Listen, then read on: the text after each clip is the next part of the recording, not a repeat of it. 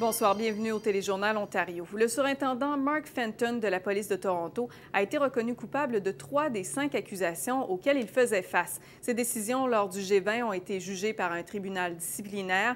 Près de 1000 manifestants avaient été arrêtés lors des événements de juin 2010. Jean-Philippe, comment le juge a-t-il expliqué cette décision? Dans sa décision, Marjorie, le juge Hamilton a écorché Mark Fenton parce que, dit-il, il n'a pas compris le droit des Canadiens à manifester publiquement et de façon pacifique dans la rue. Il ajoute que le surintendant n'a pas agi de façon professionnelle et qu'il a abusé de son autorité lorsqu'il a fait arrêter massivement 2 groupes de manifestants. Le premier, le soir du 26 juin devant l'hôtel Novotel à Toronto, et ensuite l'après-midi du 27 juin à l'intersection des rues Queen et Spadina. Seul bémol, Marjorie, Mark Fenton n'a pas agi de façon illégale, selon le juge, en ayant recours à la tactique de l'encerclement, qui est une procédure de police normale, conclut le juge. Et quelles sont les réactions des Torontois qui étaient représentés dans cette cause?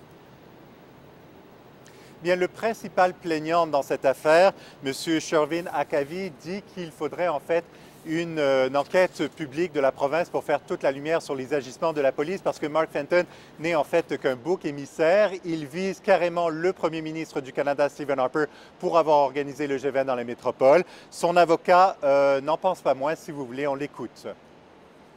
It clearly shouldn't have been.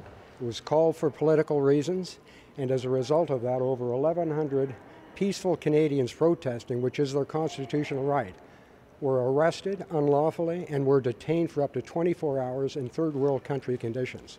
He should be held to account as others below him. Le chef Bill Blair, le chef de police à l'époque, donc, lui, s'est refusé à tout commentaire. Et on parle de quel genre de sanctions possibles pour Mark Fenton? Alors, les audiences sur la détermination de la peine auront lieu le 21 et 22 décembre. Au minimum, il s'expose à une simple réprimande de Marjorie. Au maximum, il s'expose à un renvoi définitif des forces de l'ordre.